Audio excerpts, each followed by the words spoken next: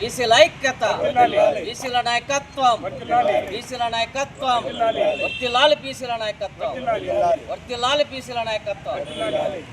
మహిళలకు రిజర్వేషన్ కేటాయించాలి. మహిళా రిజర్వేషన్ బిల్లులో బీసీ మహిళలకు రిజర్వేషన్ కేటాయించాలి.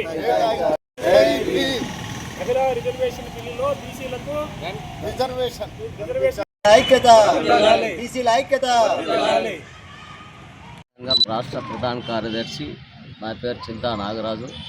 మరి ఇక్కడికి వచ్చేసినటువంటి మా బీసీ బాంధవులకు, పాత్రికేయులకు పేరు పేరున ధన్యవాదాలు తెలియజేస్తూ, తెలుగునాడు తెలుగుదేశం పార్టీ మహానాడులో గౌరవ విద్యాశాఖ మంత్రి నారా లోకేష్ గారు మహిళలకు 33% పార్లమెంట్ బిల్లుతో సంబంధం లేకుండా మేము 2029 ఎన్నికల్లో 33% మహిళలకు చట్టసభలు ఇస్తామని చెప్పారు.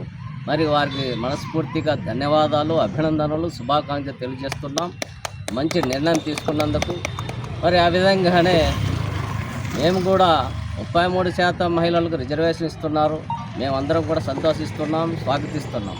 మరి అదే సమయంలో మా బీసీ మహిళలకు కూడా మేమెంతో మాకంత సమానమైన వాటా ఇవ్వాల్సిందిగా మేము బీసీ సంఘాల నుంచి మేము డిమాండ్ చేస్తూ ఉన్నాం.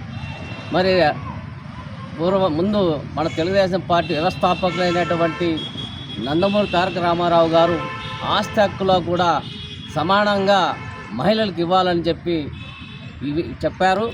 చెప్పడమే కాకుండా దాన్ని ఆచరించి చూపించినటువంటి గొప్ప మహోన్నతమైన వ్యక్తి మన నందమూరి తారక రామారావు గారు. ఆయన చరిత్రలో స్థిరస్థాయికి నిలిచిపోయారు. మీరు కూడా బీసీ హృదయాలలో చిరస్థాయిగా నిలిచిపోవాలి అంటే 33%లో మా మహిళలకు దక్కాల్సినటువంటి రిజర్వేషన్ ఇచ్చి మీరు బీసీల పట్ల ఉన్నటువంటి చిత్తశుద్ధిని నిరూపించుకోవాల్సిందిగా మేము నారా లోకేష్ గారికి, ముఖ్యమంత్రి చంద్రబాబు నాయుడు గారికి మేము ఈ విధంగా విజ్ఞప్తి చేస్తూ ఉన్నాం.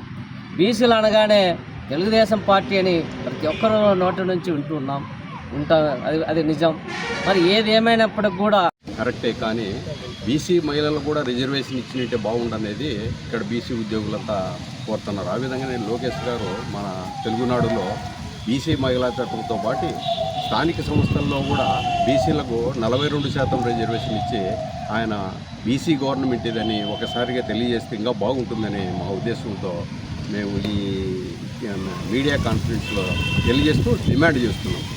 బీసీ ఉద్యోగుల సంఘం నాయకుల యొక్క చింతా నాగరాజు గారి యొక్క పిలుపు మేరకు ఈరోజు ఇక్కడ బీసీ నాయకులు, ఉద్యోగ సంఘ నాయకులందరూ కూడా సమావేశం జరగడం జరిగింది. మొన్న ఇటీవలే మహానాడు సందర్భంగా మన విద్యామంత్రి నారా లోకేష్ నాయుడు గారు ఒక విషయాన్ని ప్రకటించారు. చట్టసభల్లో మహిళలకు 33% రిజర్వేషన్, 1/3 రిజర్వేషన్ ఇస్తామని చెప్పేసి ప్రకటించారు. దానికి మా సంఘం తరఫున, మా బీసీల తరఫున మేము హర్షాన్ని వ్యక్తం చేస్తున్నాం, సంతోషాన్ని వ్యక్తం చేస్తున్నాం, అదేవిధంగా స్వాగతిస్తున్నాం. కాకపోతే చాలా కాలం నుండి, చాలా దశాబ్దాల కాలం నుండి మనం పోరాటం చేస్తున్నాం. ఢిల్లీలో కానీ పార్లమెంట్లో కానీ మన బీసీలు పోరాటం చేస్తున్నారు.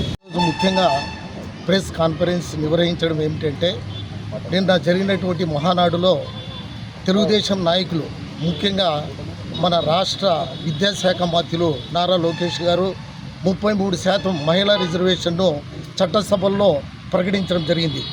ఉద్యోగ సంఘ నాయకులుగా మేము ఆ ప్రకటనను మనస్ఫూర్తిగా స్వాగతిస్తూనే అక్కడ ఒక డిమాండ్ను ప్రధానంగా బీసీ సంఘ నాయకులుగా మేము ఒక డిమాండ్ చేయడం జరుగుతుంది.